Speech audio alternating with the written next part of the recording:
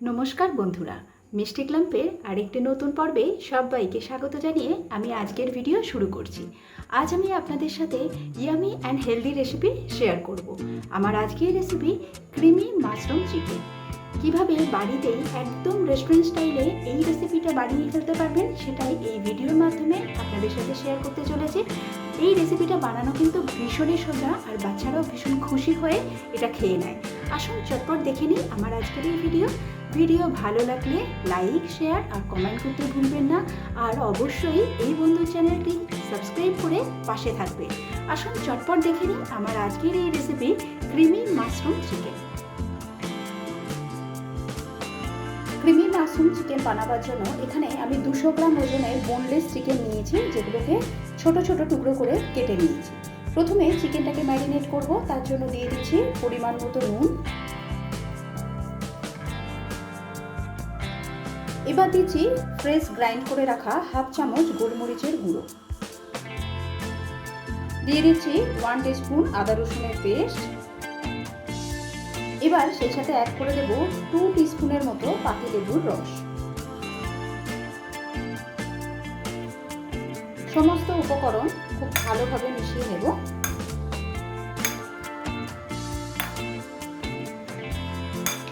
ভীষণই সিম্পল একটা ম্যারিনেশন, আর আমাদের কোনো মশলা এই চিকেনের সাথে অ্যাড করতে হবে না। খুব ভালোভাবে চিকেনের গায়ে মশলাটা মাখিয়ে নিতে হবে।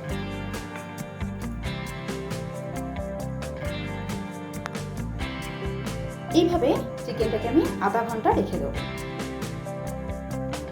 আধ ঘন্টা পর আমি একটা ফ্রাইং প্যানের মধ্যে দিয়ে দিচ্ছি সামান্য পরিমাণে সাদা তেল, সেই সাথে একটা কিউব বাটার অ্যাড করে দিলাম।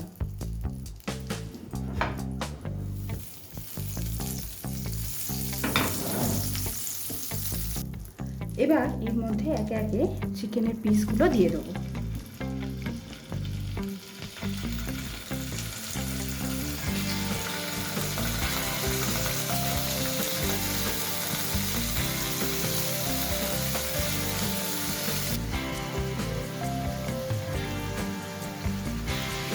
এবার গ্যাসের ফ্লেমটা মিডিয়াম টু হাইতে রেখে চিকেনের পিসগুলোকে উল্টে পাল্টে নেব যতক্ষণ না পিসের গায়ে একটা সুন্দর ব্রাউন কালার ধরে।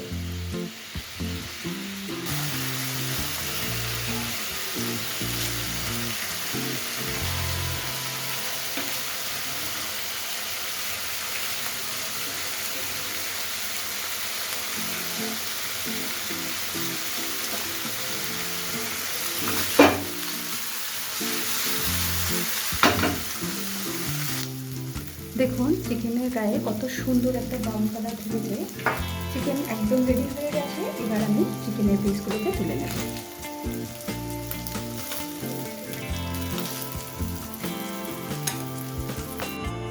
ঠিক এইভাবে সমস্ত চিকেনগুলোকে রেডি করে নিতে হবে। এবার ওই ফ্রাইং প্যানের মধ্যেই আমি আরও একটা কিউব বাটার অ্যাড করে দিলাম। বাটারটা অ্যাড করার পর এতে আমি অ্যাড করে দিচ্ছি ফাইন চপ করে কেটে রাখা 2 মিডিয়াম সাইজের পেঁয়াজ।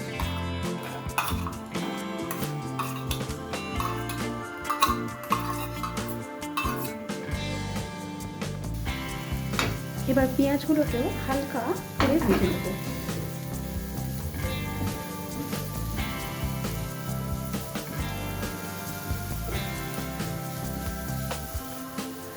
পেঁয়াজ কয়েক সেকেন্ড নাড়াচাড়া করার পর মাঝখানটা একটুখানি আমি জায়গা করে নিয়েছি। এবার এর মধ্যে আমি অ্যাড করে দিচ্ছি 1.5 টেবিল স্পুন চপড গার্লিক মানে রসুন। এবারে রসুনটাকে আমি হালকা ফ্রাই করে নেব। রসুনটাও পেঁয়াজের সাথে হালকা একটুখানি ফ্রাই করব, খুব বেশি ফ্রাই করার দরকার পড়বে না।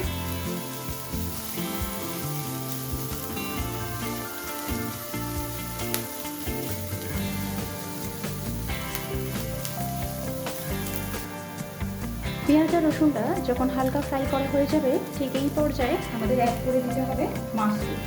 এখানে আমি 250 গ্রাম মাশরুমকে 4টে টুকরো করে কেটে নিয়েছি, মানে একটা মাশরুমকে আমি 4টে টুকরো করে কেটে নিয়েছি। ঠিক এইভাবে কেটে নিয়েছি। এই মাশরুমটাকে আমি অ্যাড করে দিলাম। মাশরুমটা অ্যাড করার পর গ্যাসের ফ্লেমটাকে হাই করে দেবো, কেননা মাশরুম থেকে প্রচুর পরিমাণে জল বেরোয়। এখনই মাশরুমটা দেবার পর নুন অ্যাড করবো না, কিছুক্ষণ মাশরুমটাকে একটুখানি নাড়াচাড়া করে নেব পেঁয়াজ আর রসুনের সাথে।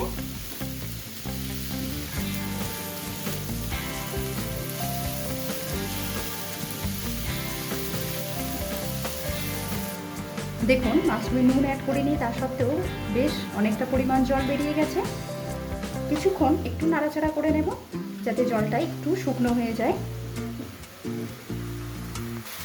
মাশরুমের জলটা অল্প একটু শুকিয়ে গেলে এর মধ্যে আমি অ্যাড করে দিচ্ছি 1 টিস্পুন মিক্স হার্ব, অ্যাড করে দিচ্ছি হাফ টিস্পুন গোলমরিচের গুঁড়ো, অ্যাড করে দেবো পরিমাণ মতো নুন। এবার সামান্য পরিমাণ একটু জল অ্যাড করব, খুবই সামান্য পরিমাণ জল অ্যাড করে দিলাম। একবার সমস্ত কিছু মিশিয়ে নেব।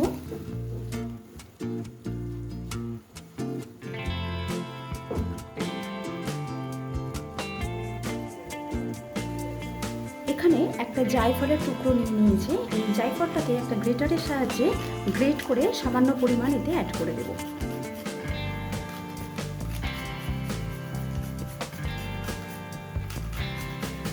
খুবই সামান্য পরিমাণ অ্যাড করে দিয়েছি জায়ফল। এবার এর মধ্যে অ্যাড করে দিচ্ছি 1 কাপ দুধ। দুধটা দেওয়ার পর এবার আমি এর মধ্যে কিছুটা পরিমাণ ফ্রেশ ক্রিম অ্যাড করে দিচ্ছি। আপনারা চাইলে দুধের মধ্যে ফ্রেশ ক্রিমটা দিয়ে একটু মিক্স করে নিয়ে অ্যাড করতে পারেন। একবার মিশিয়ে নেব।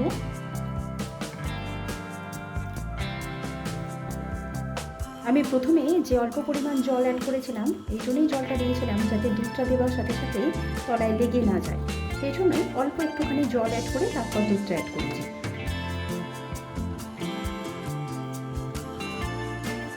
এটা ফুটতে শুরু করেছে।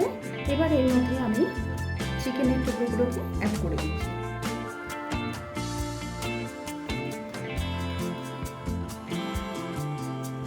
চিকেনটা দেওয়ার পর একবার মিশিয়ে নেব।